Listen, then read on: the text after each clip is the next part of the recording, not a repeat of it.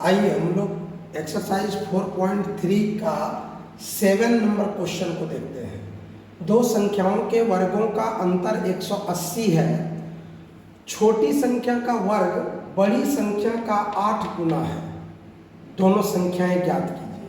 चलिए, दो संख्याएं हैं और दोनों के वर्गों का अंतर 180 है। वर्ग का मतलब स्क्वायर करने के बाद दोनों को अंतर कर देने के बाद 180 आता है। ठीक है, तो छोटी संख्या का जो वर्ग है वह बड़ी संख्या के 8 गुना के बराबर है। यानी बड़ी संख्या को अगर 8 से गुणा कर देंगे तो वह छोटी संख्या के वर्ग के बराबर हो जाएगा। तो चलिए हम लोग यहाँ पर इस प्रश्न का हल करते हैं। तो सबसे पहले हम लोग देखते हैं क्या, माना कि बड़ी संख्या बराबर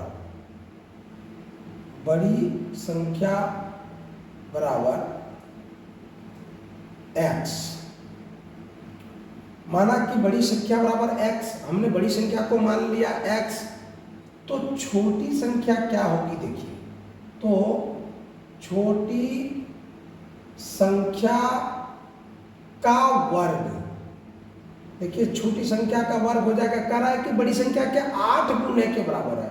तो छोटी संख्या का वर्ग जो हो जाएगा स्क्वायर, वो हो जाएगा 8x।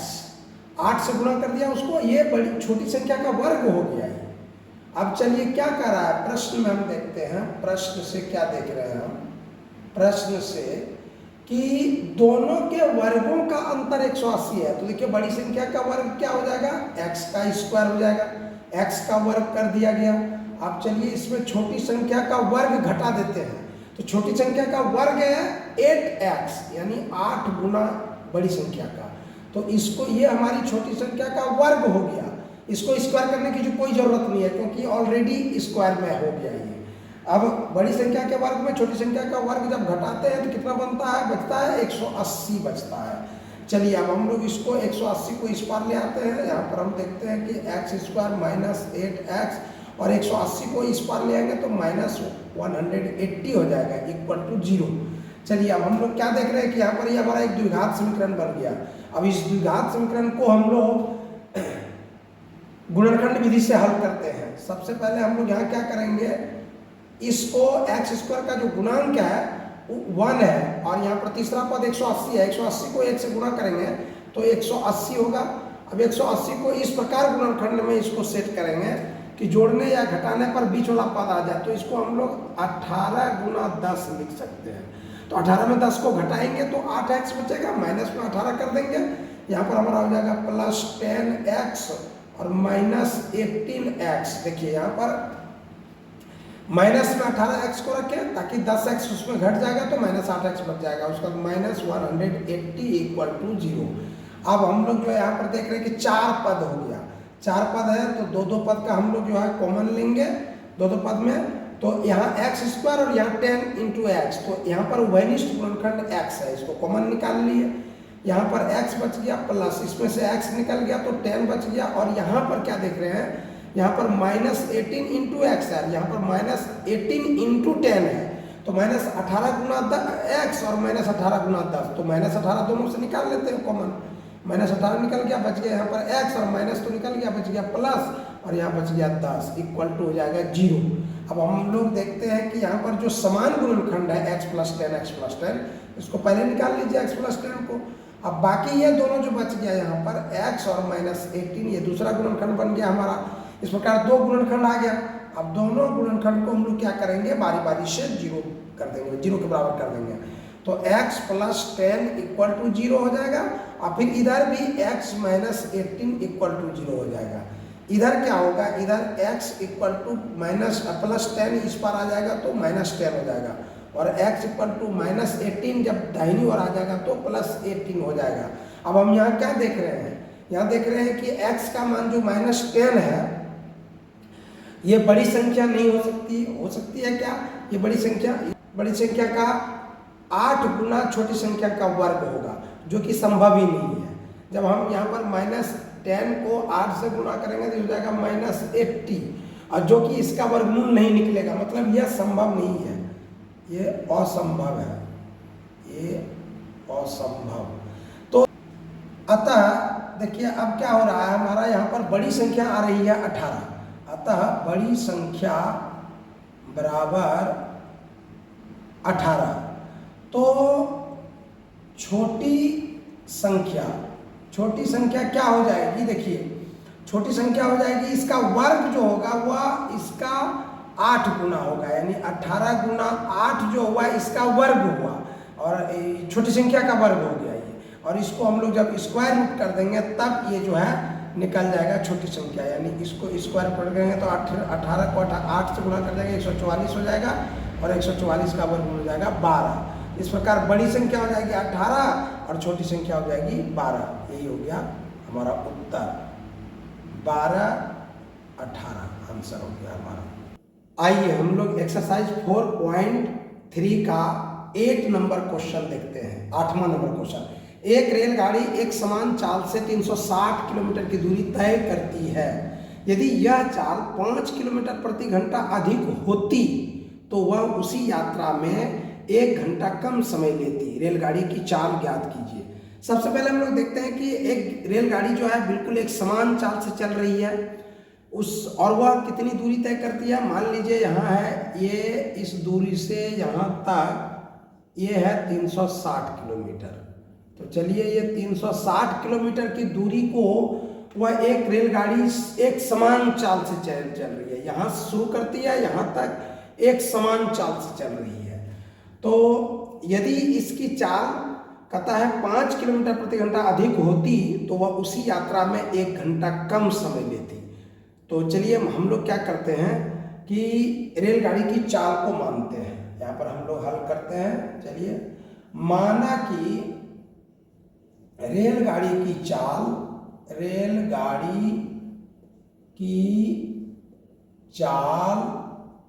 बराबर x किलोमीटर प्रति घंटा।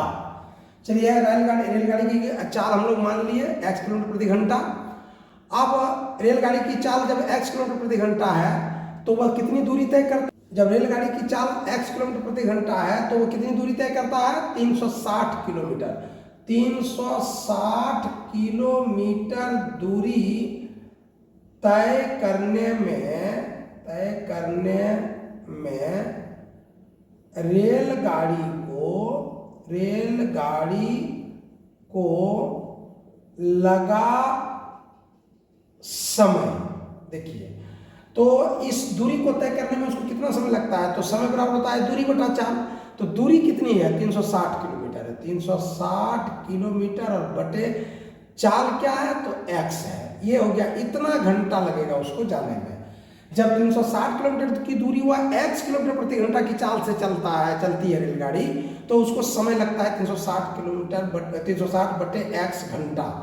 अब देखिए, अब रेलगाड़ी की चाल में 5 किलोमीटर प्रति घंटा वृद्धि होती, अगर 5 किलोमीटर प्रति घंटा वृद्धि होती तो चाल, बताइए चाल क्या हो जाएगा, तो चाल बराबर क्या हो जाएगा, पहले x किलोमीटर प्रति घंटा था, तो आप कहता है कि अगर उसमें 5 किलोमीटर प्रति घंटा और अधिक होती तो मतलब x + 5 किलोमीटर प्रति घंटा, ये हो गई चाल। ठीक है, तो अब वही उसी दूरी को तय करने में 1 घंटा कम समय लगेगा। अब तो चलिए ठीक है, देखते हैं कि अब कितना समय लगता है। तो 360 किलोमीटर की दूरी तय करने में लगा समय। अब देखिए, तो उस रेलगाड़ी को वही 360 किलोमीटर की दूरी तय करने में कितना समय लगता है, तो अब उसकी चाल है x + 5 किलोमीटर प्रति घंटा। तो दूरी बटा चाल, दूरी तो वही रह गई 360 किलोमीटर, परंतु चाल में वृद्धि हो गई, x + 5 हो गया। अब हो गया इतना घंटा। तो कहता है कि यह 1 घंटा कम समय लगता है उसको, पहले के समय से यह समय 1 घंटा कम लगता है। तो देखिए प्रश्न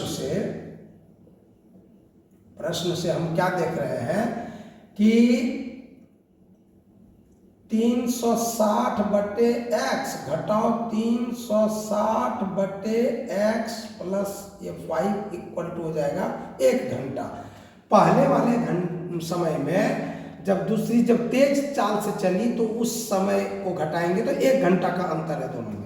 चलिए इसको हम लोग हल करते हैं। यहाँ पर हम लोग देखते हैं कि x है और यहाँ x प्लस 5 है, दोनों का एलसीएम लेते हैं तो x इंटू एक्स प्लस 5 हो गया। चलिए अब x से जब इसमें भाग देते हैं तो x कट जाएगा, x प्लस 5 बचेगा। x प्लस 5 को 360 से मल्टीप्लाई कर देंगे, 360 इंटू एक्स प्लस 5 और माइनस का चिन्ह माइनस दे दिया जाएगा यहाँ पर।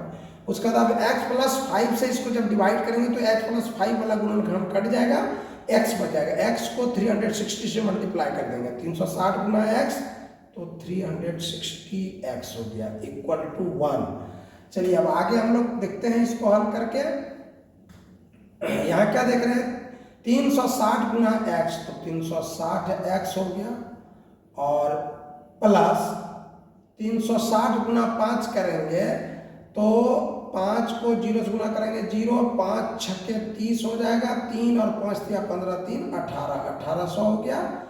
और घटाओ यहाँ 360x हो गया बटे हो गया, यहाँ x गुना x करेंगे x स्क्वायर हो जाएगा और प्लस x इंटू 5 करेंगे 5x हो जाएगा इक्वल टू 1। अब हम देखते हैं क्या कि यहाँ पर 360x प्लस में है और ये 360x माइनस में है, ये घट जाएगा, ये माइनस इसमें घट जाएगा। सीधा सीधी यहाँ पर हमारा बच गया क्या 1800 by x square plus 5x equal to 1। अब इसको हम लोग क्रॉस मल्टीप्लिकेशन कर देते हैं, इधर से 1 से 1 बाई 1 है यहाँ पर, 1 से इसको मल्टीप्लाई करेंगे तो यही रह जाएगा एक्स स्क्वायर प्लस 5x और इक्वल टू 1 से इसको मल्टीप्लाई करेंगे तो यही 1800 बच गया। इसको इस पार ले आते हैं, यहाँ पर हम लोग एक्स स्क्वायर प्लस 5x और माइनस 1800 ये हो गया इक्वल टू 0। अब यहाँ पर हमारा हो गया 0, तो अभी हमारा द्विघात समीकरण पर आ गया। अब द्विघात समीकरण में यहाँ पर पहला पद जो है एक्स स्क्वायर का गुणांक 1 है और तीसरा पद जो है 1800 है, तो 1800 गुना 1 कर देंगे तो ये तो हो जाएगा 1800 ही।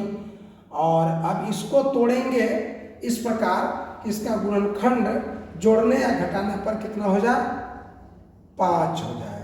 तो अब जब इसको हम लोग तोड़ते हैं 1800 को तो यहाँ हो जाता है हमारा कितना 45 गुना 40, यानी 45 और 40 को गुना करेंगे तो 1800 भी हो जाएगा, 45 में 40 को घटाएंगे तो 5 भी बच जाएगा। तो चलिए हम लोग यहाँ पर इसको रखते हैं एक्स स्क्वायर और यहाँ पर रखेंगे माइनस 40x और plus 45x minus 1800 equal to 0। चलिए x square minus 40x plus 45x minus 1800 बराबर 0 हो गया। अब यहाँ 4 पद हो गया हमारा, 4 पद में हम लोग दो पद का कॉमन लेते हैं। चलिए ठीक है, गुणनखंडित विधि से हम लोग हल कर रहे हैं। यहाँ पर एक्स स्क्वायर और 40x में दोनों में उभयनिष्ठ गुणनखंड x है, x निकाल लिए, यहाँ पर x बच गया, यहाँ पर माइनस x निकल गया तो 40 बच गया। अब चलिए यहाँ से दोनों से, यहाँ देखिए 45 गुना x है, यहाँ 45 गुना 40 है, तो 45 दोनों से निकाल लेते हैं। यहाँ पर हम लोग 45 निकाल लिए, यहाँ पर क्या बच गया x और माइनस यहाँ पर क्या बच गया 40 बराबर हो गया 0। चलिए आप देखिए हमारा समान गुणनखंड x माइनस 40 ये दोनों को निकाल लीजिए, इसमें x माइनस 40 निकल गया इधर, तो बाकी कौन बच गया x प्लस 45 इक्वल टू 0। अब देखिए दो गुणनखंड को हम लोग बारी बारी से इसको हम लोग जो है 0 के बराबर करते हैं, x माइनस 40 इक्वल टू 0 कर देंगे और फिर x प्लस 45 इक्वल टू 0 कर देंगे। चलिए तो यहाँ पर क्या हो जाएगा x इक्वल टू ये माइनस 40 जो है इस पार दाहिनी तरफ आएगा तो प्लस 40 हो जाएगा, और ये जो है x इक्वल टू प्लस 45 इस पार आ जाएगा तो माइनस 45 हो जाएगा। चलिए इस प्रकार हम अब क्या देख रहे हैं यहाँ पर कि जो रेलगाड़ी की चाल माने थे हम लोग वो x किलोमीटर प्रति घंटा, वो हमारा निकल गया 40, क्योंकि 45 जो है ऋणात्मक है, ये असंभव है, ये हमारा असंभव है, ये असंभव है। अतः हमारा क्या हो गया, रेल गाड़ी की चाल बराबर 40 किलोमीटर प्रति घंटा। यही हमारा आंसर हो गया। आइए एक्सरसाइज 4.3 के 9वें सवाल को हम लोग देखते हैं। देखिए प्रश्न कहता है कि दो पानी के नल एक साथ एक हौज को 9.3/8 घंटे में भर सकते हैं। बड़े व्यास वाला नल हौज को भरने में कम व्यास वाले नल से 10 घंटे कम समय लेता है। प्रत्येक नल द्वारा अलग से हौज को भरने के समय ज्ञात कीजिए। ठीक है, चलिए हम लोग देखते हैं कि एक हौज है, इस प्रकार जो है एक क्या है, एक हौज है और इसमें पानी जो है भरना है। तो इस पानी भरने के लिए दो नल लगे हुए हैं, एक बड़ा नल है और एक जो है छोटा नल है। तो छोटा नल से भी पानी आ रहा है और बड़ा नल से भी पानी आ रहा है, दोनों से। तो चलिए हम लोग देखते हैं क्या कि छोटा नल से बड़ा नल 10 घंटा कम समय लगता है इसको भरने में। तो चलिए हम लोग सबसे पहले हल करते हैं इस प्रकार कि माना कि छोटा नल को हौज भरने में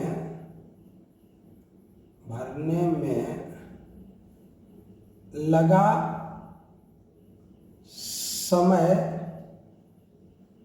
समय बराबर x घंटा। चलिए ठीक है, x घंटा लग गया इसको।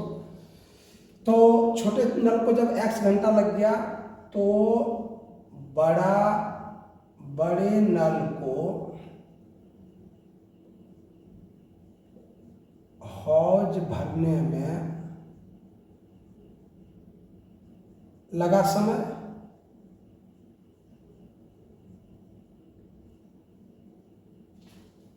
x -10 हो जाएगा। इतना घंटा लग गया इसको, क्योंकि उससे 10 घंटा इसको कम लगता है। तो x जब छोटा नल को लगता है x घंटा, तो बड़े नल को उससे 10 घंटा कम लगेगा, नहीं x में 10 घंटा घट गया। अब देखिए क्या कहता है कि हम लोग सबसे पहले इसमें जो है 1 घंटा में कितना ये नल का भाग भरता है, ये हौज का भाग भरता है छोटे नल द्वारा, उसको निकालते हैं। चूंकि x घंटे में छोटा नल भरता है 1 हौज। ठीक है, जब x घंटा में 1 हौज भरता है तो 1 घंटा में छोटा नल कितना भरेगा, 1/x भाग, इतना भाग भरेगा, x 1/x भाग भरेगा। फिर देखिए इसी तरह का, चूंकि x -10 घंटे में बड़ा नल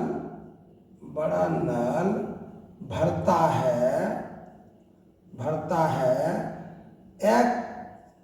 एक हौज।